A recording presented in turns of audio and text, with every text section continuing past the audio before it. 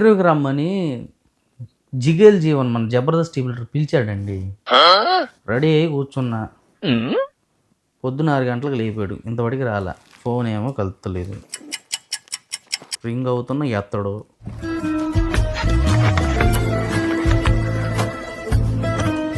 ఫోనే కలుపుతలేదండి, ఏం చేస్తాం?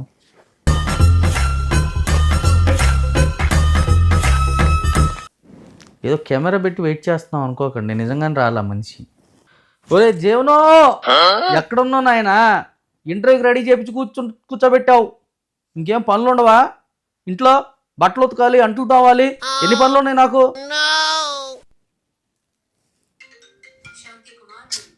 జీవన్ అనుకున్నా, శాంతి కుమార్ అన్న ఫోన్ చేస్తున్నాడు. అన్నా గుడ్ మార్నింగ్ అన్నా. గుడ్ మార్నింగ్ అన్నా. ఏంటి ఏం చేస్తున్నావు? ఏం లేదన్నా, ఇంట్లో ఉన్నాను. నేను ఏం లేదు, ఈ నెలాఖరికి ఒక స్కూల్ ఏది ఒక ఈవెంట్ ఉంది. ఓకే అన్నా. అదే నువ్వు అవైలబిలిటీ ఉన్నా అంటే అదే అడుగుదామని చేశాను అనమాట. ఈవెంట్ కి డేట్ ఎప్పుడన్నా? డేట్ 28 ఉంటుంది. డన్ అన్నా, చేస్తా ఉన్నాను, ఖాళీ ఉన్నాను. సరే అయితే నేను అది మాట్లాడతాను. నీ పిక్స్ కొద్దిగా నాకు పంపించు వాట్సాప్ లో, నేను వాళ్ళకి పంపించాలి. సరే అన్నా. ఓకే సరే సరే. ఇంకేంటి సంగతులు, ఏం చేస్తున్నా? ఏం లేదన్నా, ఇది చిరాకు వస్తుంది. మనోళ్ళు మనకి ఇట్లా చేస్తారు ఏందన్నా అన్ని పనులు. ఏమైంది? ఏ జీవన్ ఉన్నాడు కదా, ఇంటర్వ్యూ కావాలి అంటే సరే రా అన్న. ఇంటికి వచ్చి కెమెరా పెట్టాడు, కానీ మనోడు మాత్రం ఇంటర్వ్యూకి ఇంతవరకు రాలేదన్నా. ఎన్ని ఫోన్లు చేసినా పొద్దున్న నుంచి ఎదురు చూస్తున్నానన్నా. నేను పొద్దున 6 గంటలకు లేచా, ఇంతవరకు మనిషి ఫోన్ లేపట్లేదు, రావట్లేదు. ఏమో కూర్చున్నాను. నేను కూడా నీకు అంటే ఇప్పుడు టాపిక్ వచ్చింది కాబట్టి చెప్తున్నాను. నేను కూడా ఆల్రెడీ మొన్న బలే అయ్యాను బాబు. దానికి బలే అయ్యా? మొన్న ఏదో ఇంటర్వ్యూ ఇచ్చావు కాదు, పొద్దున అనగా వస్తానన్నాడా, పొద్దు నుంచి వెయిట్ చేస్తున్నాను. నేను కూడా అట్లా వెయిట్ చేశాను. వీడికి టైమింగ్ సెన్స్ లేదా అన్న? టైమింగ్ సెన్స్ కాదు, కామెడీ సెన్స్ ఉంటే కాదుగా, టైం సెన్స్ కూడా ఉండాలిగా. నేను అదే బాధపడింది. అయితే ఇంకోటి తెలుసా, వెయిట్ చేసి 4 కేజీలు వెయిట్ తగ్గిపోయాను నేను. అంత ఇదిగా అంటే మనోడు ఏంటంటే మళ్ళీ ఇరగదీస్తాడు. ఇంటర్వ్యూ మామూలుగా ఉండదు, కొత్తగా డిఫరెంట్ ప్లాన్ చేస్తాడు. కానీ క్వశ్చన్లు అవన్నీ మంచిగా అడుగుతాడు. ఆ టైమింగ్ అంతా బాగుంటది, కానీ టైంకే రాడు. ఇప్పుడు నా పరిస్థితి ఏంటన్నా? ఏముంది, వెయిట్ చేయడమే, పిసుక్కోవడమే అంటాడు. అదే సినిమాలో రావు రమేష్ గారు పిసుక్కోవడమే అంటే, అదే ఏం లేదు, పిసుక్కోవడమే అంటే అలాగే. హాయ్, హలో, నమస్తే, వెల్కమ్ టు మన తెలంగాణ. ఈరోజు ఒక మంచి సెలబ్రిటీ ఇంటికి వచ్చాము ఇంటర్వ్యూ చేయడానికి. ఎస్, ఇరగదీయడమే. హలో అన్న, వచ్చాడు అన్న వచ్చాడు.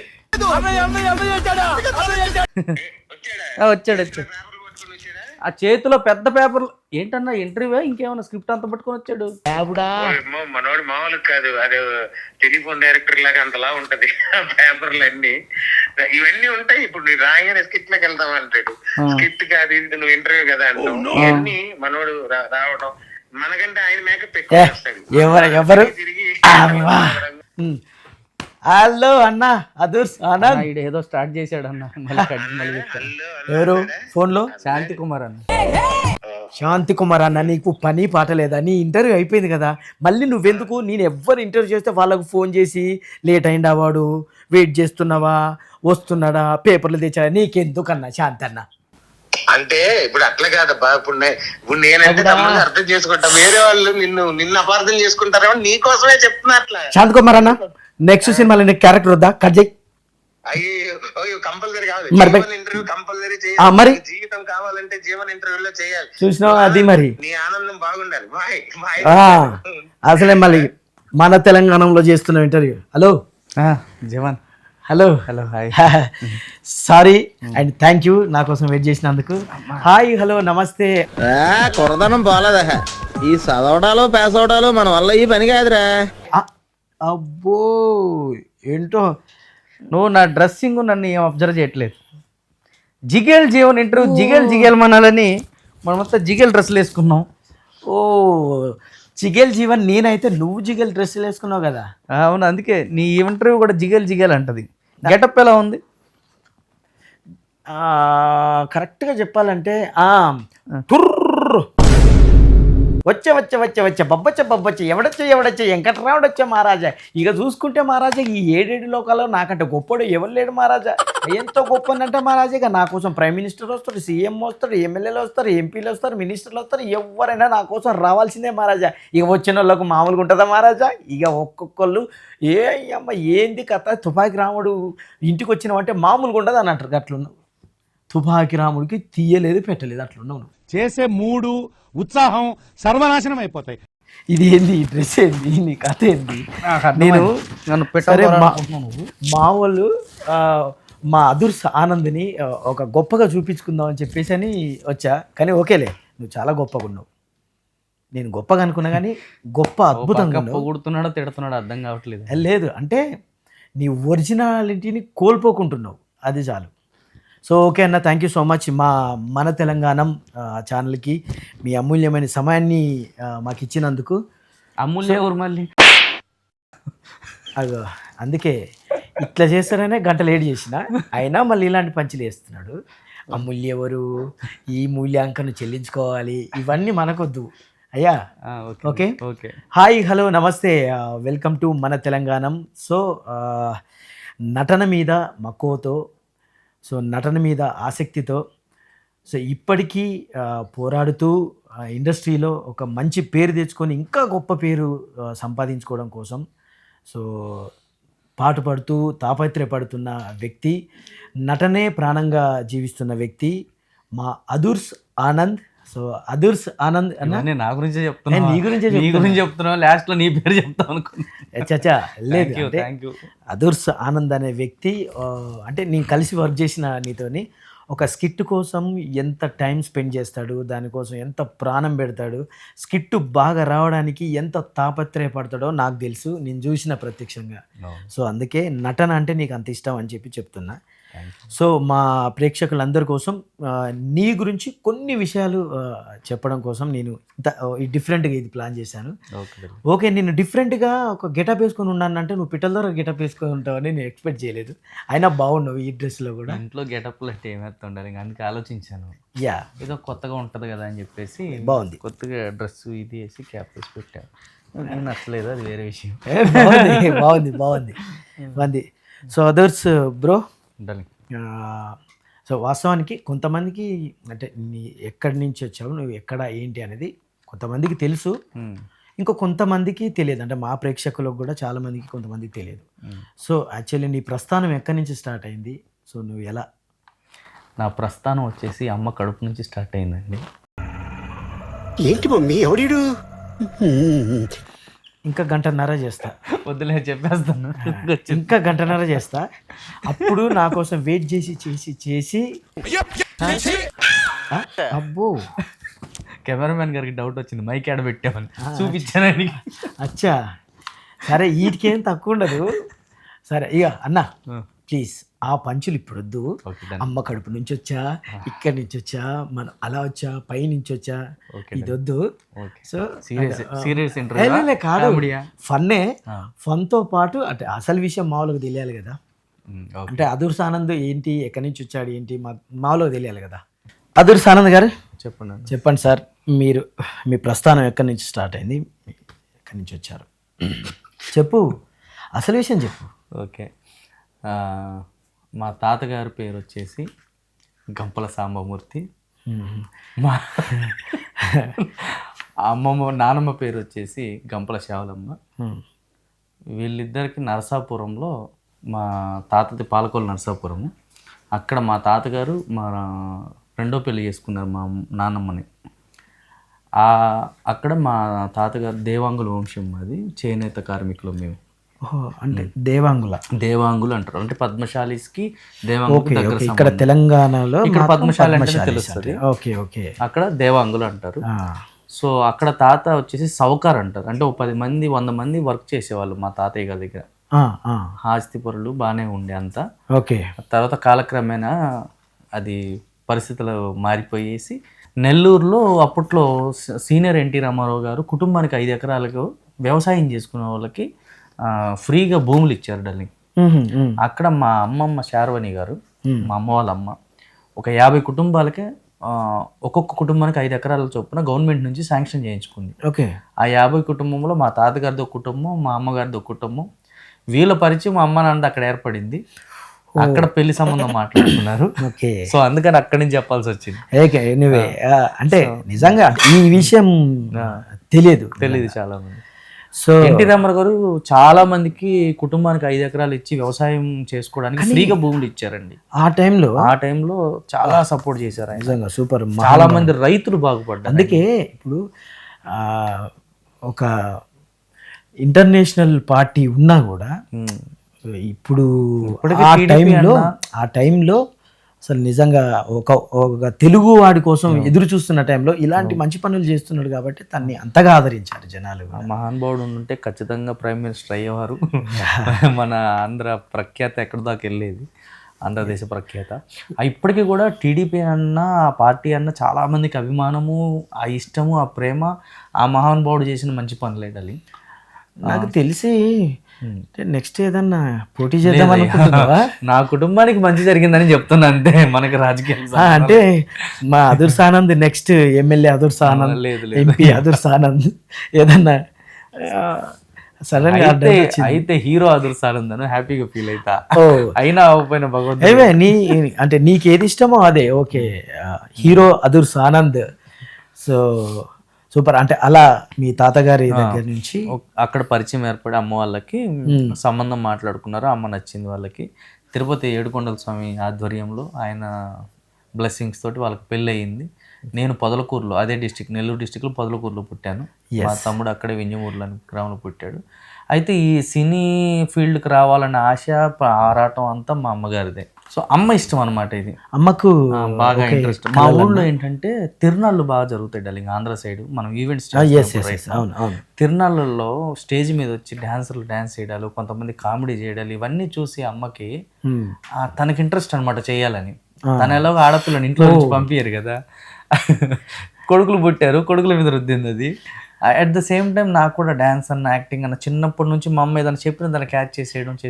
నాకు తెలిసి నువ్వు అమ్మ కడుపులో ఉన్నప్పుడు ఇవన్నీ అమ్మ అవన్నీ ఆలోచించేది, అవన్నీ నీకు వచ్చినాయి. ఓహో. మా అమ్మ బతిలాడేడాలి. ఇప్పుడు అంటే మనం పోయి స్టేజ్ల మీద పర్ఫామ్ చేస్తున్నాం కానీ ఆ రోజుల్లో మా అమ్మ ఒక స్టేజ్ మీద మా వాడికి ఒక అవకాశం ఇవ్వండి, డాన్స్ చేస్తాడు ప్లీజ్ అండి అంటే ఎవరు ఎక్కించబోయేది. లేదు పోమ్మ అనేది. మన ఈవెంట్స్కి వెళ్ళినప్పుడు సమ్ మదర్స్ వాళ్ళు వచ్చి మనల్ని అడుగుతూ ఉంటారు, మా పాపతో ఒక డ్యాన్స్, మా పిల్లతో ఒక సాంగ్ అని. అవును అవును. అది రియల్గా నా లైఫ్లో జరిగింది. సో అందుకే స్టేజ్ కాడికి ఎవరన్నా అడిగితే, రిక్వెస్ట్గా అడిగితే వాళ్ళని ఎక్కించే ప్రయత్నం చేస్తా ఇప్పటికి. నువ్వు అది చూసి వచ్చావు కాబట్టి నాకు అర్థమైంది. సో ఎనివే అంటే ఇప్పటి నుంచి కాదు, మీ తాత వాళ్ళ దగ్గర నుంచి, అమ్మ దగ్గర నుంచే కళారూపాలు అంటే ఇష్టం. తాత ముత్తాతలు కూడా కళాకారులు, రంగస్థల నాటకాలు మా అమ్మమ్మ సైడ్ నుంచి ఉన్నారు. మా తాత ముత్తాతలు అంతా స్టేజ్ నాటకాలు ఆడిన వాళ్ళే. నాకు ఇప్పుడు అర్థమైంది శాంతి కుమార్ అన్న నీకు ఎందుకు చేసిండు. శాంతి కుమార్ అన్న ఫ్యామిలీ కూడా అదే కోవకు చెప్పిండు. తాత దగ్గర నుంచి, నాన్న దగ్గర నుంచి అందరు కళాకారులే, రంగస్థల కళాకారులు, నాటకాలు చేసేది. సో అందుకు నాకు ఈ కళలు. మరి అన్నకు 64 కళలు నాకు తెలిసి సగం కళలు ఉన్నట్టున్నాయి, అన్నీ ప్రదర్శించిండు. నాకు తెలిసి నీకు కూడా 64 కళలు సగం కళలు ఉండుంటాయి. ఎందుకంటే మరి అక్కడి నుంచి వచ్చిన వాళ్ళు కాబట్టి నీకు ప్రతి కళ నీకు అలవాటు పడి ఉంటుంది. ఓ సింగింగ్ నుంచి, ఓ డ్యాన్స్ నుంచి. నువ్వు ఈ డ్రెస్ వేసుకోవడానికి ఏదో సంథింగ్ ఒక కారణం నాగా అనిపిస్తుంది నాకు. ఏం కారణం అంటే డాన్స్ చేసావా నువ్వు? అవును. ఎస్. ఇమిటేషన్ డ్యాన్స్ ఉంది కదా. సో ఇమిటేషన్ డ్యాన్స్లో వాడే కాస్ట్యూమ్ని స్టైల్గా వేసుకుని ఇంటర్వ్యూకి వచ్చాను నేను. అంటే నువ్వు ఇమిటేషన్ డ్యాన్స్ చేయడం అనేది నార్మల్ విషయం కాదు. సో నీకు ఎలా అలవాటు అంటే ఇమిటేషన్ చేయడం అంత ఈజీ కాదు. అవును. ధ్వని అనుకరణ చేయడం అది కూడా ఈజీ కాదు, కానీ సేమ్ వాళ్ళలాగే బాడీ లాంగ్వేజ్ అనుకరించడం కూడా అంత ఈజీ కాదు. సో హౌ ఎలా వచ్చింది ఈ థాట్? మనకి ఏంటంటే మనం చాలా మందిని చూస్తున్నాం, మన సీనియర్స్ గాలిపట సుధాకర్ అన్నను కానీ, తర్వాత విజయ్ అన్నను కానీ, వీళ్ళని చూస్తున్నాము. సేమ్ టైం నేను మిమిక్రీ ఆర్టిస్ట్ని. మిమిక్రీ కూడా బాగా చేస్తాను. సో ఆ మిమిక్రీలో మనకి హావభావాలు తెలుసు. ఓకే. అండ్ చిన్నప్పటి నుంచి డ్యాన్స్ ఉన్న తల్లి అండ్ చిన్నప్పటి నుంచి డాన్సర్ నేను. ఎట్లా అంటే చిరంజీవి గారిని చూసి నేర్చుకున్నా, ఏకలవ్య శిష్యుడు అనుకో. ఇక చిరంజీవి గారు ఏ స్టెప్ తెర మీద కనిపిస్తే ఆ స్టెప్ ఇంటికి వచ్చి చేసేది నేను. అంటే చిరంజీవి గారిని ఇమిటేట్ చేయడం నా బాడీలో అలవాటు అయిపోయింది. అదే విధంగా వేరే యాక్టర్లు ఎందుకు ఇమిటేట్ చేయలేము అని చెప్పేసి అర్థమే నా గురువు. అర్థం ముందు నేను ప్రాక్టీస్ చేసేది, డాన్స్ వచ్చు కాబట్టి వాళ్ళ స్టెప్స్ నేను ప్రాక్టీస్ చేసేవాడిని. ఓకే. ఇప్పుడు మనం ఈవెంట్స్కి వెళ్తే ఒక్కొక్కరితో ఒక స్టైల్ ఉంటుంది, నాది కూడా ఏదైనా ప్రత్యేకత స్టైల్ ఉండాలి. దానికోసము మనం సర్వే అవుతాము, ముందుకెళ్తాము, నలుగురు పిలుస్తారు. మన టాలెంట్ని 10 మంది చప్పట్లు కొట్టిన, విజిల్స్ వేసిన ఆర్టిస్ట్గా ఎక్కడలేని పిచ్చి ఆనందం కలుగుతుంది ఫస్ట్ ఆఫ్ ఆల్. కానీ నేను చాలాసార్లు చూసిన మీరు నాన్ స్టాప్గా ఒక 30 minutes నాన్ స్టాప్గా చాలా హీరోలు ఇమిటేట్ చేసి చేస్తారు. సో అసలు అద్భుతంగా ఉంటుంది. అందులో మన ఎర్ర సినిమాల హీరో నారాయణమూర్తి అన్న పాట కూడా అదిరిపోతుంది అసలు. ఎక్సలెంట్. ఎనీవే మనము జబర్దస్త్లో కలిసి చేసాము, చాలా స్కిట్స్ కలిసి చేసాము. బట్ బయటికి వచ్చిన తర్వాత ఇప్పుడు కొన్ని అంటే సినిమాలు ప్లస్ బయట కొన్ని కనిపిస్తున్నావు అని చెప్పి తెలిసింది. సో ఏం చేస్తున్నా ప్రాజెక్ట్స్?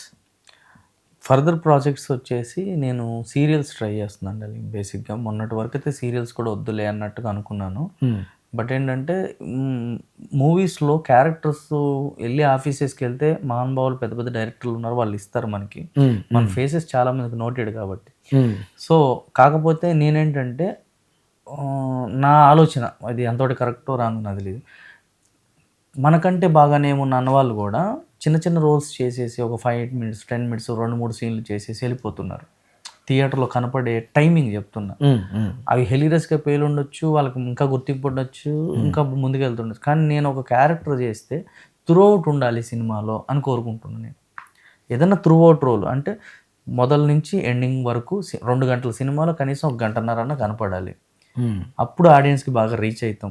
ఇప్పుడు చిన్న చిన్న రోల్స్ చేయడం వల్ల ఆ చిన్న చిన్న రోల్స్కి పరిమితం అయిపోయి రేపన్న రోజు ఏమైపోతుంది, పిలిస్తే ఆ చిన్న రోల్ ఉంటేనే పిలుస్తారు, లేకపోతే లేదు, ఫేస్ అనేది అలవాటు అయిపోతుంది థియేటర్కి.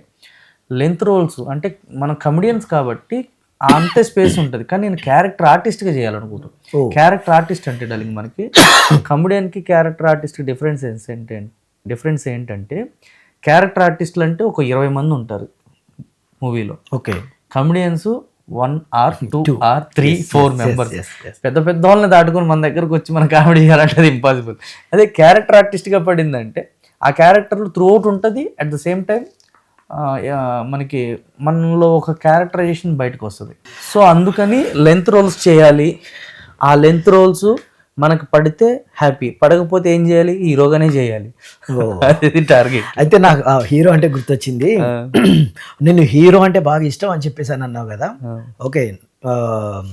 హీరో ఆనంద్ హీరో ఛానల్లో హీరో క్యారెక్టర్ చేస్తున్నావు అని చెప్పేసి తెలిసింది. పెళ్లి సందడి అనే సీరియల్కి సెకండ్ లీడ్ అని చెప్పారు. ఓకే. దాంట్లో అది Feb 22 నుంచి షూట్ స్టార్ట్ రెగ్యులర్ అయిపోతుంది. సో చాలా మంచి కాన్సెప్ట్, అది డిఫరెంట్ కాన్సెప్ట్. దాంట్లో one of the main lead చేస్తున్నాను. అది one of the main lead. అంటే ఇంకా నాకు తెలిసి సీరియల్ 2-3 సంవత్సరాలు ఇంకా రన్ అవుతుంది. ప్రాబ్లం. యా. అంటే సీరియల్ చేస్తున్నావు కదా, ఓకేనా? అంటే మళ్ళీ నీకు ఈ ఈవెంట్స్ మళ్ళీ బయట ఇవి కూడా ఎక్కువ, ఎందుకంటే ఇన్విటేషన్ డాన్స్ మంత్లో ఒక 10 days వాళ్ళకి బ్లాక్ చేసేయాలి, 10 to 15 days. రిమైనింగ్ వస్తే మనం ఈవెంట్స్కి దానికి వెళ్ళేదంటే ఇన్కమ్ కోసమే కాబట్టి. సో ఆ టైంలో ఏమన్నా వస్తే మనకి చేతనైతే టీమ్ ఆర్గనైజ్ చేసి పంపించేయడం, లేదంటే క్యాన్సిల్ చేసుకోవడమే జరుగుతుంది. యా. నువ్వు బొమ్మ అంటే వెంట్రలాక్విజం కూడా చేస్తావు కదా? Only mimicry, imitation dance and normal dances కూడా చేస్తాను. కామెడీ స్కిట్స్ చేస్తాను, యాంకరింగ్ చేస్తాను. మా కోసం ఒక 2 వాయిసెస్, జీవన్ వాయిస్ కావాలి. నా వాయిస్ చేయాలంటే మళ్ళీ 2 hours వెయిట్ చేయాలి. అది అవసరమా? లేదు లేదు. ఓకే. చేయలేను కూడా. అంటే నా వాయిస్ చేస్తే మళ్ళీ మా వాళ్ళు కూడా చూడరు. ఎందుకు ఇక్కడే ఈ వాయిస్ విని నువ్వు చేసేది నా వాయిస్ చేసి ఎందుకు? అంటే మన గొప్ప గొప్ప మన సినిమా తారలు, సినిమా హీరోలు, సో వాళ్ళలో నీకు నచ్చిన ఒక 2 వాయిసెస్.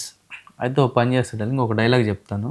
అందులో కంటిన్యూ ఫ్లో బాగుంటే మళ్ళీ దాంట్లో ఏరుకోండి మీరు, మీకు కావాల్సిన ఆప్షన్ ఓ అమ్మా ఆప్షన్. సో మన తెలుగు ఏంటి తెలుగు ఛానల్ మన తెలంగాణ. సో మన తెలంగాణ ప్రజలు దయచేసి ఈ వీడియోని స్కిప్ చేయకండి, చూడండి. మిమిక్రీ లేదు పిట్టల దొర కోసం అయినా చూస్తారు. మిమిక్రీ వచ్చేసి దానవీర సూరకర్ణ నుంచి ఎన్టీ రామారావు డైలాగ్ ఉంది. ఓ సూపర్. అదొకసారి చెప్పి చూస్తాం, సరేనా?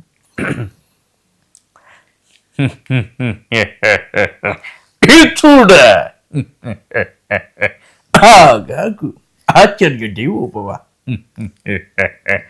ఏమంటివి కమత్ జాతి పపడ కోత సూత్రులిద్దుల ఏదద్వ ఎత్తబాట ఇది క్షాత్రపక్ష కానీ క్షత్రియ పరీక్ష కాదే కృష్ణ గారు. కాకూడదు, ఇది కుల పరీక్ష అందువా. అటులైనా నీ తండ్రి భరద్వాజను జానబెట్టింది, అటు దుమచక్రమైన నీ సంభవ పెట్టింది. మట్టి కుండలో పుట్టితే కదయ్యా నీది ఏ కులము? ఇంత ఏలా అస్పృశ పితామహులు మా గురుకుల వృద్ధులైన ఈ సుశాంతనుడు శివసముద్ర గంగ గర్భను జన్మించలేదా? జన్మించలేదు ప్రశ్నిస్తున్నాడు. మాతో చెప్పుతామయ్యా, మా వంశుడికి మూలపురుషుడు వశిష్ఠుడు దేవవేశ కూర్చుపుత్రుడు కాడా. అతడు పంచమ జాతి అయిన అరుంధతి శక్తిని, ఆ శక్తి చండంగ పరాశరణి, ఆ పరుషుని పన్ని పచ్చి మచ్చిగింజు రోయ్. మా విధవులైన పితామెంపికతో మా తండ్రిని, మా పిడతండ్రి పాండురాజు గారితో, మా ఇంటి దాసితో మీ పిలువబడుతున్నాం. ధర్మ నిర్మాణం కీర్తింపబడుతున్నాం. ఏ పితరు కనలేదా చుడ్డలి సందర్భోజనం బట్టి క్షత బీజ ప్రాహ నిస్సంక్రమాంశము ఏనాడో కులహీనమైన నేడు కులము ఈ వ్యర్థవాదనములు ఎందుకు? బావా అయిపోయింది బావా, డైలాగ్ మొత్తం చెప్పాను బావా, సక్సెస్ఫుల్ గా వచ్చేసింది బావా. Super Dolly. కాదు ఆ పెద్ద డైలాగు నార్మల్గా ఒక్క వాయిస్లో చెప్పడమే కష్టం. నేను మధ్యలో ఎన్ని చేంజ్ అవుతున్నాను ఇలా అనబోయినా మధ్యకి ఆపేసి ఇక వదిలే కానీ అందులో ఒక ఎవరు ఎక్కువ చేయని ఒక వాయిస్ వేసినావు, రవితేజ గారిది. అవును, నాకు తెలిసి రవితేజ గారిది చాలా తక్కువ మంది చేస్తారు మిమిక్రీ ఆర్టిస్టులలో. సో అది అంటే ఒక టైప్ ఆఫ్ వాయిస్, అది వెరైటీ ఉంటుంది. ఇంకా యాక్చువల్లీ జలుబు చేసింది, ఇంకా బాగా వస్తుంది. ఎనీవే అసలు అంటే ఓన్లీ ఇక్కడ మైకు లేదు, ఆ డిజిటల్ అలాంటి సౌండింగ్ అది ఏం లేదు, అయినా కూడా అంత అద్భుతంగా వాయిస్. అంటే ఇలాంటి టైంలో చేసిన వాయిస్లో ఒరిజినల్ వాయిస్. నువ్వు మైకులో నేను కూడా చేయగలుగుతా, మైకులో మీకు అని.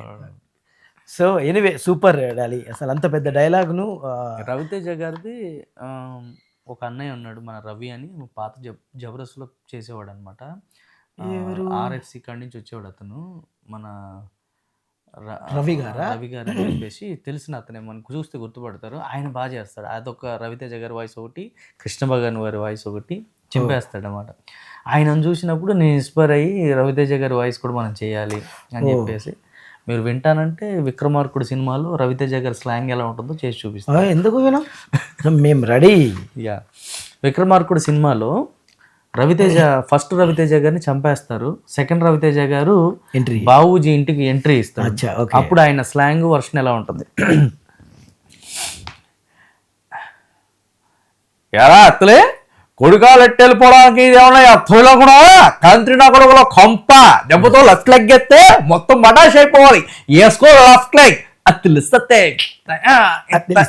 వెళ్తా ఉంటాడు. అంతకు బావుజీ ఎరా విక్రమ్ రత్నం దచ్చినట్టు నాటకాలు ఆడి ఇప్పుడు వచ్చావురా, ఒక్క దెబ్బ కొడితే కోరుకోవడానికి 6 నెలలు పట్టిందిరా. నేను కోరుకోవడం ఏంట్రా, కొడుకు చచ్చి ఇచ్చే రంకు మీద ఇంకో ఇంకేం వేస్తాడని చిన్న గ్యాప్ ఇచ్చా. అయినా ఒరే బాబుజీ, ఊళ్ళో ఉన్న నిన్ను ఊరవతలున్న నీ కొడుకు, ఊరవతలున్న నీ తమ్ముడిని వేసేస్తే ఊరికి వాసెట్ అయిపోద్దిరా.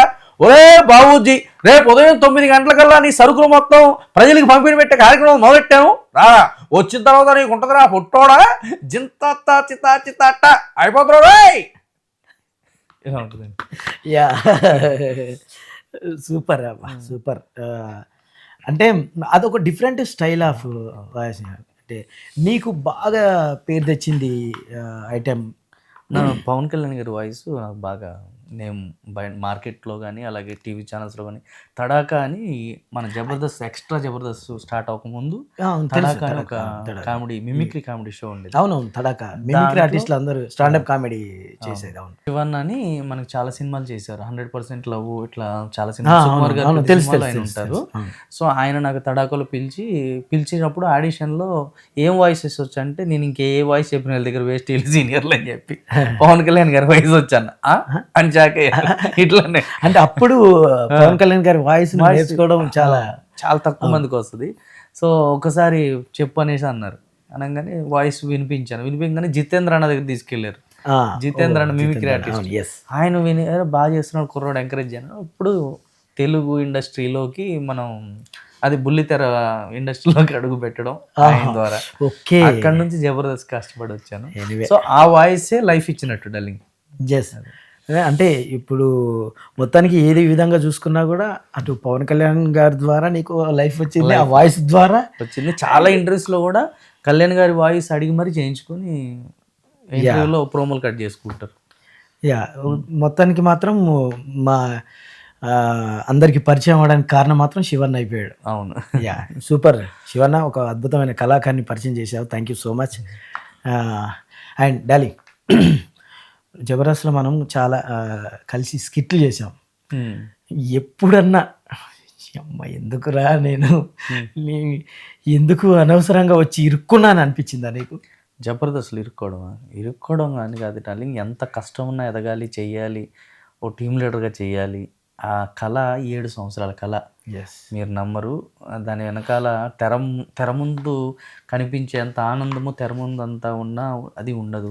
మన టీం లీడర్ల దగ్గర కానీ, మన జడ్జిల దగ్గర కానీ, మన డైరెక్టర్ల దగ్గర కానీ మనం చాలా అణిగి ఏమన్నా ఇబ్బంది వాళ్ళు పడకుండా మనం పెట్టకుండా చాలా జాగ్రత్తగా వాళ్ళ దగ్గర మెలిగి ఒక 8 నుంచి 9 సంవత్సరాలు ఆర్టిస్ట్గా చేసాం. ఒక్క ఎపిసోడ్ చేయకపోయిన ఆ టైంలో నా ఫీలింగ్ ఏంటంటే చచ్చిపోయినోడితో సమానం. ఒక ఎపిసోడ్ టీం లీడరు అరే ఈ ఎపిసోడ్లో నువ్వు లేవురా అనగానే ఆ పక్కకు పోయి ఏడ్చుకునేది నేను. అంటే అంత ఇష్టం స్టేజ్ మీద పర్ఫార్మెన్స్ చేయడం. అది అలా టీం లీడర్ వచ్చిన తర్వాత చాలా హ్యాపీగా ఫీల్ అయ్యాను, కానీ ఎక్కువ కాలం కొనసాగలేకపోయాను. అది ప్రేక్షకులు డెసిషను, మరి డైరెక్షన్ కొన్ని తప్పిదాలు ఉన్నాయి, అవన్నీ చాలా కారణాలు తోడయ్యాయి దానికి. చూసాం. ఆ తర్వాత చాలా బాధపడ్డాను బయటకు వచ్చాక. ఎనీవే మన లైఫ్ మన ప్రస్థానం అక్కడ వరకే ఉంది అని అనుకున్నాను. ఆ తర్వాత నా ప్రయత్నాలు నేను మా టీవీలో మధురనగర్ సీరియల్ చేశాను, ఆహాలో మందాకిని చేశాను, ఒక పిక్చర్ హీరోగా చేశాను. ఇప్పుడు సెకండ్ అప్పుడు వచ్చేసి ప్రియతమ ఎనీథింగ్ ఫర్ లవ్ అని ఒక పిక్చర్, అది రిలీజ్ అయ్యింది. పోస్టర్ సిటీస్ అంతా పడ్డాయి, బట్ హిట్ అవ్వలేదు. అది అలా జరిగింది. ఇప్పుడు వచ్చేసి ఓ మాట అనుకుందామా అని ఒక సెకండ్ లీడ్ చేస్తున్నా, 2 CR బడ్జెట్ అది. దాంట్లో సెకండ్ హీరోగా చేస్తున్నా. అదొక పిక్చర్ రిలీజింగ్ ఉంది, ఇంకా షూటింగ్ ఉంది అది. సో ఇప్పుడు జబర్దస్త్కి వచ్చిన తర్వాత, ఆ పేరు వచ్చిన తర్వాత ఒక ఇల్లు కొనుక్కోవడము, సైట్స్ కొనుక్కోవడము అన్నీ ఆల్ ఈజ్ వెల్. మళ్ళీ ఇప్పుడు సెకండ్ కేటగిరీ ఇంకా బాగా గట్టిగా పడాలని చెప్పేసి ప్రయత్నాలు జరుగుతుంది. ఎనీవే ఖచ్చితంగా పడుతుంది డార్లింగ్, ఎందుకంటే ఇప్పుడు ఆల్రెడీ ఒక సీరియల్ సెకండ్ లీడ్కు కూడా నువ్వు చేస్తున్నావు, ప్లస్ ఒక సినిమా కూడా రిలీజ్ అవ్వడానికి ఉంది అని చెప్పేసి అన్నాను. ఎనీవే మళ్ళీ అంటే జబర్దస్త్ అనేది ఒక ప్లాట్ఫామ్ ఇచ్చింది, ఆ ప్లాట్ఫామ్ నుంచి మనము ఇవన్నీ చేసుకోగలుగుతున్నాము. దానికోసం మళ్ళీ ప్రొడక్షన్స్ కానీ, అలాగే శ్యాంప్రసాద్ రెడ్డి గారికి కానీ, అలాగే మన బాబు గారికి, రోజా గారికి కూడా స్పెషల్ థ్యాంక్స్ తెలియజేసుకుంటున్నాము ఈ సందర్భంగా. అలాగే మనం గుర్తు చేసుకోవాలి, ఖచ్చితంగా గుర్తు చేసుకోవాలి కూడా. ఎందుకంటే మనం చాలా సపోర్ట్ చేసిన డైరెక్టర్స్లో ఫస్ట్ ప్లేస్లో భరత్ గారు, నితిన్ గారు ఉంటారు. సెకండ్ ప్లేస్లో వచ్చేసి మణికంఠ గారు, తర్వాత శ్రీపాద గారు ఉంటారు. మణికంఠ గారు అయితే బాగా సపోర్ట్ చేశారు నాకు. వాళ్ళకు కూడా థ్యాంక్స్ అండి. మొత్తానికైతే ఓకే, అందరినీ కవర్ చేసుకుంటూ వస్తున్నాడు. చమ్మక్ చంద్రన్నకి అయితే స్పెషల్ థ్యాంక్స్, ఎందుకంటే ఆయన లేకపోతే నా లైఫ్ లేదు. అదే అడుగుదాం అనుకున్నా, చంద్రన్న ఏంటి అంటే వీళ్ళ తర్వాత పెద్ద మనసుతో అంటే వీళ్ళ దగ్గరకు పోవడానికి కూడా దారి ఇచ్చింది చంద్రన్న. అంతే.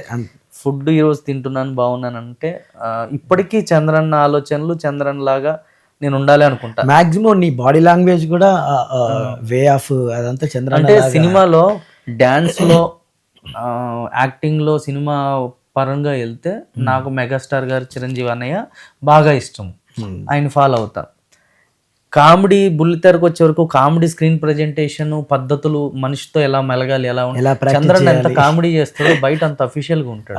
అవన్నీ కూడా చేశా కదా. అవన్నీ చిన్నప్పుడు చిల్లరేషాలు నేను వేసి ఉండొచ్చు మీ అందరి దగ్గర, కానీ అన్న దగ్గర ఉండంగా నేర్చుకున్నది ఎక్కువ.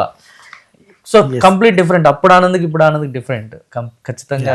ఎందుకంటే అన్నను ఫాలో అయ్యి, అన్న చెప్పిన మాటలు ఫాలో అయ్యి ఆయన జీవితాన్ని ఇవ్వడమే కాదు, జీవితంలో ఎలా ఉండాలో కూడా నేర్పించారు చంద్రన్న. నీకు బాగా పేరు తెచ్చిన స్కిట్ ఏంటి చంద్రన్న దాంట్లో? చంద్రన్న దాంట్లో నాకు లేడీ గెటప్స్ బాగా ఇచ్చాయి పేరు. తర్వాత అన్న అందరికి లేడీ గెటప్లు ఇచ్చాడు, అంటే అన్న దాంట్లో అవే ఎక్కువ ఉంటాయి కాబట్టి. చంద్రన్న స్కిట్ లో ఎక్స్పెషల్లీ బాగా పేరు తీసుకొచ్చిన స్కిట్ రాజుల స్కిట్ ఒకటి చేసి ఉండాలి. అందులో చంద్రన్న పక్క రాజ్యపు దేశపు యువరాన్ని సత్తిపండు గారు మంచి యువరాణులు పెళ్లి చేసుకుంటాడు. ఏమీ చేయలేడు, ఆ శోభన టైంకి ఈయన వస్తాడు, ఆయన కొట్టుకుని వెళ్ళిపోతాడు. అప్పుడు నా ఫ్రస్ట్రేషన్ యాజ్ ఎ మంత్రిగా, ప్రభు పాలు రెడీ, పూలు రెడీ, ఇక మీరు లోపలికి వెళ్ళడమే తరువాయి అంటుంటా నేను. కట్ చేసి ఈయన వెళ్ళిపోతాడు. ఇదేంటి ప్రభు, పాలు రెడీ, పూలు రెడీ, పండ్లు రెడీ, మన రాజ్యంలో పాలు పండు ఎండిపోతున్నాయి, అవతల రాజ్యంలో ఫ్రూట్స్ అవుతున్నాయి ప్రభు. ఎంత ఫ్రస్ట్రేషన్ ఉంటుంది నాకు. కానీ అన్న డైలాగులు కూడా స్పెసిఫిక్ గా చాలా బాగుంటాయి, అంటే ఇంక్లూడ్ అయ్యి రాస్తాడు అన్న. సూపర్. అదొకటి మంచి పేరు తెచ్చింది. ఆ తర్వాత బస్సు స్కిట్ ఒకటి చేసాం, బస్సు సెటప్ వేసి బస్సు స్కిట్ చేసాం. అందులో నేను తాగుబోతున్నాను అనమాట. ఓకే. ఒక తాగుబోతాడు ఒక దయ్యానికి కనెక్ట్ అవుతాడు. ఒక దయ్యం వచ్చి పవన్ లేడీ గెటప్, ఒక దయ్యం వచ్చి ఎందుకురా నన్ను లాస్ట్ టైం బస్సు లోయలో దోసేస్తుంటాడు ఈయన, ఒక ప్యాసింజర్ని తీసుకెళ్ళి, వీళ్ళు భార్య భర్తలు సేవ్ అయిపోతుంటారు. ఎందుకురా లాస్ట్ టైం నన్ను బస్సులో పడేసావు, లోయలో పడేసావు, నన్ను సచ్చి దయ్యాన్ని అయ్యానని చెప్పి ఒక దయ్యం ప్రశ్నిస్తుంది వచ్చి. నిన్నెవడే మనోడు, నేను షుగర్ రాలేదు, బీపీ రాలేదు, ఏమీ రాలేదు, నీ వల్ల నాకు సాగు వచ్చింది, నేను ఆరోగ్య సూత్రాలు ఎన్నో పాటించాను, ఆరోగ్యంగా బతకాలని, దరిద్రుడని బస్సు ఎక్కి సచ్చాను నేను అని అంటే, దాన్ని చూసి నేను కనెక్ట్ అవుతాను. ఏ బేబీ జిలేబీ అమ్మ ఎంత బాగున్నాను వేసుంటావు కదా, వేసుంటాను. ఒకసారి రాయని రే ఎవడన్నా దయ్యాన్ని తగులుకుంటాడు, నేనే అన్న తగులు, నువ్వు నన్ను తగులుకున్నా, అది బస్సు దూకి వెళ్ళిపోద్ది. అప్పుడు బస్సు స్టీరింగ్ పట్టుకొని అమ్మ దాన్ని రీచ్ అవ్వాలి, దోశ బస్సులో ఇలా అని చెప్పి నేను చేసే అల్లరి కానీ సూపర్లో చాలా. లాస్ట్లో అందరు చచ్చిపోతారు, బస్సు లోయలో పడేస్తాం, అందరు చచ్చిపోతారు. అందరు 100 ఏళ్ళు బతికి ఏం పీకుతామని బతుకున్నారా మీరు, సావంటారా నేనే పడతారు అందరు. సూపర్. ఇప్పుడు అమ్మ నాన్న వాళ్ళు ఎక్కడ ఉండేది? అమ్మ నాన్న వాళ్ళు అంతా కలిసే ఉంటుండాలి. అంటే హైదరాబాద్లోనా? హైదరాబాద్. ఓ హైదరాబాద్ మణికొండలో అమ్మ వాళ్ళ ఇల్లు. నేను పిల్లల స్టడీస్ పరంగా దీని పరంగా okay it side. Okay okay. Anyway, so ఇండస్ట్రీకి వచ్చిన తర్వాత నువ్వు అంటే జబర్దస్త్లో కానీ సీరియళ్ళల్లో కానీ సినిమాలలో కానీ నువ్వు బాగా బాధపడే సందర్భం? అదే జబర్దస్త్ బయటకు వచ్చాకే. అదేనా? వచ్చాక ఓకే. రాకముందు అంతా టీమ్ లీడర్ రాలేదని బాధపడ్డాము, టీమ్ లీడర్ వచ్చాక వచ్చేసామే. అంటే నువ్వు అన్నిటికంటే ఎక్కువ బాధపడింది అదే. యాక్చువల్లీ చనిపోయేదాకా కూడా వెళ్ళిపోయింది సిచ్యువేషన్, ఒంటరి అయిపోయాను. కథ ఎవరిని అడగలేదు, మళ్ళీ నాకు ఇవ్వండి అని నేను అడగలేదు. కొన్ని రోజుల తర్వాత చెప్తామన్నారు వాళ్ళు కూడా, ఈ కొన్ని రోజులు నేను వెయిట్ చేయలేకపోయాను అంతే. అంటే మళ్ళీ జీవనం సాగాలి కదా. అవును. సో బయట ఏదో ఒకటి చేసుకుంది కష్టం అవుతుంది కదా. Anyway, okay. నువ్వు బాగా హ్యాపీగా ఫీల్ అయిన సందర్భం? నేను మోర్ ఎక్స్పెక్టేషన్స్ లో, నాకు అర్థమైంది, జీవన్ గారి కోసం ఇంటర్వ్యూ కోసం వెయిట్ చేస్తున్న టైం ఉన్నది చూడు, అది బాగా హ్యాపీగా ఫీల్ అయ్యాడు. నేను హ్యాపీగా లైఫ్లో ఫీల్ అవుతూ ఉండేది ఒక పిల్లల దగ్గర డార్లింగ్. నాకు ఫస్ట్ కొడుకు పుట్టినప్పుడు నా సంతోషాన్ని ఎవరు షేర్ చేసుకోలేరు, ఎవరికి ఎక్స్ప్లెయిన్ చేయలేను అనమాట. అంత హ్యాపీగా ఫీల్ అయ్యాను ఫస్ట్ కొడుకు పుట్టినప్పుడు. ఇంకా వాడికి ఎంత కనెక్ట్ అయిపోయానంటే, సూది గుచ్చితే కూడా నేను ఏడ్ చేశాను వానికి. అంటే జాండీస్ అయ్యి అవి ఒకటి ఇంజెక్షన్ చేస్తారు కదా, ఈవెన్ తిట్టేసాను కూడా వాళ్ళు, పసిపిల్లాడికి ఇట్లాంటివి పెట్టారని, మరి ఇంజెక్షన్ అయిపోతే ఎలా అండి అని నేను ఏడుస్తుంటే నా ఏడుపు చూసి మా ఆవిడ మా అత్త కూడా ఏడిచింది. సో తర్వాత రెండో కొడుకు పుట్టినప్పుడు వాడికి దగ్గర లేను కానీ చాలా హ్యాపీగా ఫీల్ అయ్యాను. ఆ టైంలో నేను ఒక పడవలో ప్రయాణం చేస్తాను, ఒక ఊరికి ఈవెంట్ చేయడానికి. ఒక ఊరు మునిగిపోయింది, అవతలకి వెళ్ళి ఈవెంట్ చేయాలి, దాంట్లో పడవ తీసుకెళ్తున్నాను. అప్పుడు నా కొడుకు పుట్టాడని ఒక వీడియో కాల్లో నాకు చూపించారు, అప్పుడు చాలా హ్యాపీగా ఫీల్ అయ్యాను. యా, వెరీ నైస్, సూపర్ అబ్బా. సో ఇద్దరు ఆనిముత్యాలు లాంటి సో కొడుకులు, ఎక్సలెంట్. సో డాలి, సో సంబంధం లేని క్వశ్చన్ యాక్చువల్లీ. సో ఇంతసేపు మనం జబర్దస్త్ అంటే అక్రమ సంబంధం క్వశ్చన్, అక్రమ సంబంధాల క్వశ్చన్ నేను చెప్పనయ్యా, నేను వెళ్తాను. అయ్యా ఎందుకు నాయన, మేము శాంతి పరులము, అందుకే శాంతి గుణాలతోనే మేము ఇంటర్వ్యూ చేస్తున్నావు. నువ్వు అలాంటి కాదని మాకు శాంతన్నతో ఇంటర్వ్యూ చేశారు ఫస్ట్. మరి నువ్వు అలాంటి కాదని నాకు తెలుసు. అరే అంటే ఆనందం ఏంటో నాకు ఎప్పటి నుంచో తిరిగిన వాళ్ళం, ఆ మాత్రం తెలియకపోతే ఎట్లా చెప్పు. సో అంటే ఇప్పుడున్న ప్రస్తుత సమాజంలో డాలి, అంటే యూత్, అంటే మనమున్న టైంలో స్కిట్ విషయంలో కానీ లేదంటే ఏదైనా కానీ ఒక పని మీద శ్రద్ధ, దాని మీద ఎక్కువ శ్రద్ధ చూపించేవాళ్ళం. ఇప్పుడున్న వాళ్ళు అసలు దాని మీద శ్రద్ధ చూపించడం లేదు. సో అసలు మెయిన్ అసలు ఏంటి కారణం, ఏమై ఉంటుంది? ఇంతకీ శ్రద్ధ ఎవరు బాగుంటుందా చెప్పు చూద్దాం. చూసినావా, ఈ శ్రద్ధ అనేది నువ్వు అప్పుడు టీం లీడర్ మీద పెట్టుంటే నువ్వు టీం లీడర్గా నువ్వు బయటికి వచ్చేవాడివి కాదు, అనవసరంగా నేను వచ్చి చేసేవాడిని. విన్నింగ్ స్కిట్లు డార్లింగ్ అన్ని నా మీద ఎవరో శ్రద్ధ పెట్టారు. అట్లా చెప్పు. బయటకు వచ్చే స్కిట్ కూడా విన్నింగే. సో అంటే నిన్ను ఎందుకు చెప్పమంటున్నా అంటే, అంటే నువ్వు ఇవన్నీ చూసి వచ్చావు, అంటే సమాజం ఒడి దొడుకులు అవన్నీ చూసుకుంటూ వచ్చావు. ఇప్పుడున్న వాళ్ళు అవన్నీ ఫేస్ చేయలేకపోతున్నారు. అసలు అంటే అసలు ఏంటి శ్రద్ధ పెట్టలేకపోవడం అనేది లేదు డార్లింగ్. ఎందుకంటే చాలామంది యూత్ ఇప్పుడు బాగా అప్డేట్ అయిన వాళ్ళు ఏంటంటే లైఫ్ అండ్ కెరియర్ మీద ఫోకస్ బాగానే పెడుతున్నారు. ఒక వాళ్ళకున్న విజన్ ప్రకారము ఏ రంగంలో తీసుకున్నా, ఉద్యోగ పరంగా తీసుకున్నా, ఫీల్డ్ పరంగా తీసుకున్నా, అందుకే యంగ్ టాలెంటర్స్ ఎక్కువ వస్తున్నారు. కానీ ఒక ప్లాట్ఫామ్ మీదకి వచ్చే ముందు వచ్చే వరకు బాగా కష్టపడుతున్నారు, చూసుకుంటున్నారు, చేసుకుంటున్నారు. వచ్చిన తర్వాత దాని ప్రజెంటేషను ఎలా అనేది చాలా మందికి తెలియదు. అది నేర్చుకోవాలి. అండ్ ప్రతి ఇంట్లో రైటర్ అయిపోతున్నారు, ప్రతి ఇంట్లో డైరెక్టర్ అయిపోతున్నారు, ప్రతి ఇంట్లో డైరెక్టర్ అయిపోతున్నాడు. ఇప్పుడు ఇక్కడ తెలుసుకోవాల్సిన విషయం ఏంటంటే, ఇన్స్టా కానీ ఇంకొక దాని కానీ ఒక దాంట్లో సెలబ్రిటీస్ అయి బయదాకా వచ్చారు.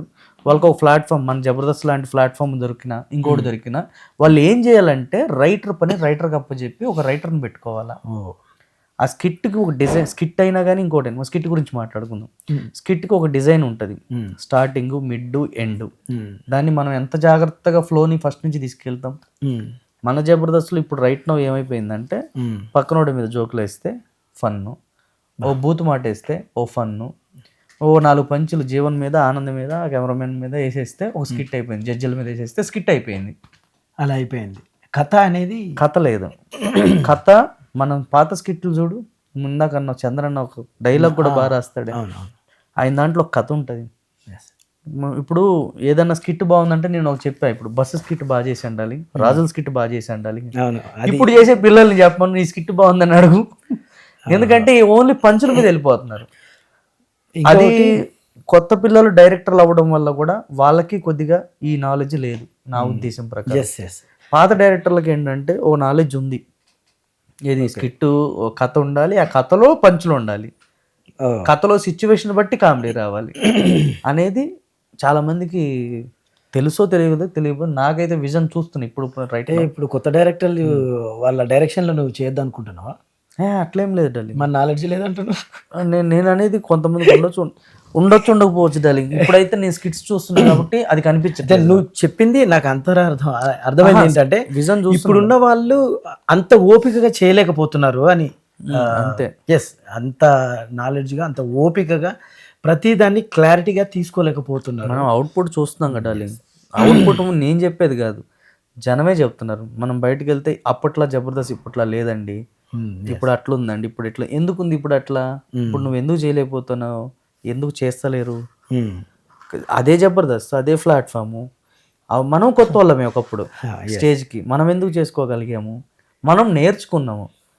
మన పెద్దోళ్ళ దగ్గర నుంచి నేర్చుకున్నాం. ఏది మన టీం లీడర్ల దగ్గర నుంచి, రైటర్ల దగ్గర నుంచి స్కిట్ని ఎలా చేసుకోవాలి ఏంటని ఫార్మేట్ నేర్చుకున్నాం.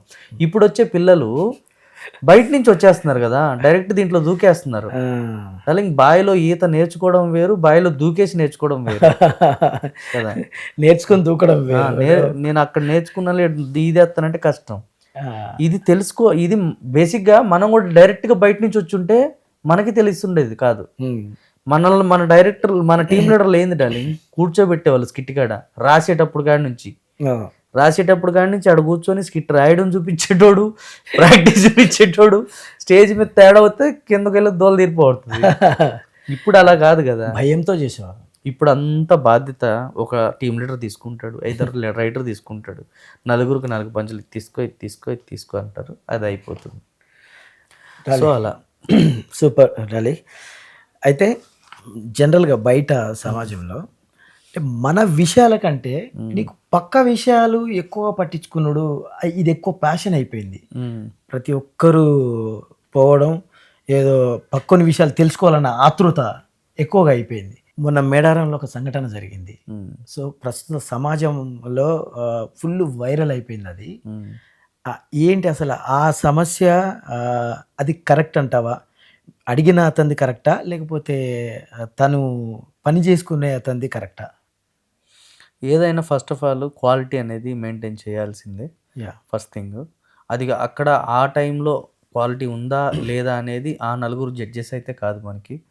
కొనుక్కునే లక్షల మంది, వేల మంది అయితే అది బాగోకపోతే కొనుక్కోరు కాబట్టి. సో అతను వచ్చేసి పెద్ద కంపెనీస్ పెట్టి ప్రోడక్ట్ నాణ్యత ఇవ్వట్లేదు అంటే అది అతను తప్పు అవుతుంది. చిన్న బండి పెట్టుకొని రోజు కూలీ కోసం అతను తెలిసి పొద్దున్న దాకా చేస్తే ఒక 1000 బండ్లు 500 బండ్లు అమ్ముకునే వ్యక్తి నాకు తెలిసి. సో మీడియా ఫోకస్ చేయాల్సిన పనులు చాలా క్వాలిటీగా ఉండాలి. సో వాటి మీద దృష్టి పెట్టండి. వాళ్ళు చిన్న ఆర్టిస్టుల మీద, చిన్న కళాకారుల మీద, చిన్న ఉద్యోగస్తుల మీద వాటి మీద రేటింగులు, తెల్లారితే ఒకడు ఏదో తుమ్మాడంటే వాడిని వైరల్ చేయడం, తగ్గాడంటే క్వాలిటీ ఉన్న ఛానల్ క్వాలిటీగానే ఉన్నాయి. అంటే కొన్ని యూట్యూబ్ ఛానల్స్ ఉన్నాయి చూడు, అందరినీ మీడియా అనట్లేదు. కొన్ని మీడియా ఏదైనా మీడియానే, చిన్నదైనా పెద్దదైనా. సో చేయాల్సిన పనులు అనేవి కొద్దిగా స్ట్రాంగ్గా గట్టిగా చేస్తే సొసైటీకి ఉపయోగపడేలా ఉంటాయి. కాబట్టి చూడండి, అది బాగోలేదు, అక్కడ అతను పెట్టే ఫుడ్ బాగాలేదంటే ఆ రోజు మీరు చేయాల్సిన వర్క్ ఏంటంటే మీడియాలో తీసి హైలైట్ చేయకుండా అతన్ని మందలించి ఎల్లగొట్టేసి పిఎస్లో ఒక మాట చెప్పి పిఎస్ వాళ్ళతో చెప్పి పంపించి ఉంటే బాగుండేది. నెక్స్ట్ టైం అతను అట్లా చేస్తే నువ్వు దానికి మళ్ళీ కుల మత భేదాలు విభజించి చెప్పడం అనేది కూడా కొద్దిగా ఇబ్బందికరంగానే అనిపించింది. సో అందరం వీఆర్ ఇండియన్స్. రేపు యుద్ధం వస్తే అందరూ పరిగెత్తాల్సిందే, ఎవరి ఇంట్లో కూర్చోడానికి లేదు. యుద్ధంలో బాంబు వేస్తే ఓన్లీ ఈ కులం మీదనే పడుతుంది, ఈ మతం మీదనే పడుతుంది అని ఏమీ లేదు. అందరం ఇబ్బంది పడతాము. ఏ సమస్య వచ్చినా అందరం ఇబ్బంది పడతాము. మొన్న మరి మన కరోనా టైంలో నువ్వు ఎవరికి ఫుడ్ పెట్టావు, ఎవరిని ఫోకస్ చేసావు? అందరికి అందరు ఫుడ్ పెట్టారు, అందరికి అందరు హెల్ప్ చేసుకున్నారు. డబ్బు ఎంత ఉండేది అనేది కాదు, ఆరోగ్యపరంగా అందరినీ కాపాడాం. ఒక వరద వచ్చింది, ఇది వచ్చింది, ఒక ఏరియా ఫ్లడ్ వచ్చి ఇబ్బంది పడుతుందంటే అక్కడికి వెళ్ళి కూడా మన ఫుడ్ సర్వీసు మనం అందిస్తాం మనం ఖచ్చితంగా. అట్ ద సేమ్ టైం వాళ్ళు కూడా మనకి సేవలు చేసి ఉండొచ్చు. ముఖ్యంగా ఏంటంటే మెయిన్ మన ఆంధ్ర సైడ్ తీసుకొని ఉంటే డార్లింగ్, ఏ కులమైనా ఏ మతమైనా వాళ్ళు ఈ గడ్డ మీద పుట్టి ఈ గడ్డ మీద పెరిగినప్పుడు ఈ గడ్డే వాళ్ళ సొంతంలా బతుకుతారు. దీంట్లో ఇది సపరేట్ అని జోనర్లు తెలియవు. చాలా అమాయకులు పబ్లిక్ అనేది, చాలా ఇన్నోసెంట్. సో అలాంటి పీపుల్స్ని టార్గెట్ చేసి అలా చేయడం అనేది కొద్దిగా వాస్తవానికి అసలు మేబీ అతను ఏమన్నా తప్పు ఉండొచ్చు. మీడియా అతను ఇలాంటి పనులు చేయకూడదని మీడియా కూడా పబ్లిక్ కోసం ఏదో అవేర్నెస్ తీసుకురావడానికి చేసి ఉండొచ్చు. కానీ అంటే నేనేమంటున్నా అంటే తప్పుండొచ్చు అనేది నిరూపితం అయిన తర్వాత నువ్వు అనాలి. అది నిరూపించు, తప్పుంది అని చెప్పి నువ్వు అన్నప్పుడు నిరూపించాలి కదా. నిరూపించండి. అలా చిన్న వ్యాపారి మీద భలే పిల్లలు ఏడుస్తున్నారు ఇంట్లో, పాపం ఎంత బాధ అనిపించింది ఆ రోజు. రీసెంట్ అట్లా అది బాధ అనిపించింది. ఇంకోటి రీసెంట్గా బస్సులో ఒక ఆడపిల్ల టచ్ చేస్తున్నాడు అని ఒక వీడియో తీసింది. మేబీ అతను తప్పు అయి ఉండొచ్చు, చెంపకేసి ఆడే కొట్టేస్తే అయిపోతుంది. ఇంకోసారి అట్లాంటి పనులు చేయడేమో. ఇప్పుడు అతను మనస్పర్ధ వచ్చి చచ్చిపోయాడు అంటే మేబీ అతను మంచి పర్సన్ అయి ఉండొచ్చు, చూసుకోకుండా తగులు ఉండొచ్చు. అప్పటికి బస్సులో స్త్రీలు ఇటు, లేడీస్ జెంట్స్ అటు అని పెడుతున్నారు. మిక్స్ అవ్వకుండా మ్యాక్సిమం కండక్టర్కో వాళ్ళకో చెప్తే చూసుకుంటారు. సో అలాంటివి కూడా ఆ వీడియో బయట ఆమె పెట్టినప్పుడు నేను అనేది ఆమె పెట్టింది, ఇబ్బంది పడింది, మేబీ ఇబ్బంది పడి ఉండొచ్చు, పెట్టింది వీడియో. పెట్టినప్పుడు దాన్ని తీసుకెళ్ళి మళ్ళీ మన మీడియానే 100 మందికి 1,00,000 మందికి చేరవేసే వరకు వాడు చచ్చా. ఇది ఈ కొద్దిగా బాధాకరంగా ఉంటున్నాయి. మరి ఎనివే సమాజంలో ఇలాంటివి జరిగినప్పుడు చాలా బాధ అనిపిస్తుంది. సో ఆనందన, అటు జబర్దస్త్ నుంచి, అటు నీ మిమిక్రీ నుంచి, ఇటు సమాజంలో అసమానతలు అన్నిటి నుంచి అన్నీ మాట్లాడుకొని సో మమ్మల్ని అందరినీ, మన తెలంగాణ ప్రేక్షకులందరినీ ఫుల్ ఎంటర్టైన్ చేశావు. సో కళాకారుడికి ఒక ప్రాంతీయ భేదం లేదు, సో ఒక కులమత భేదం లేదు.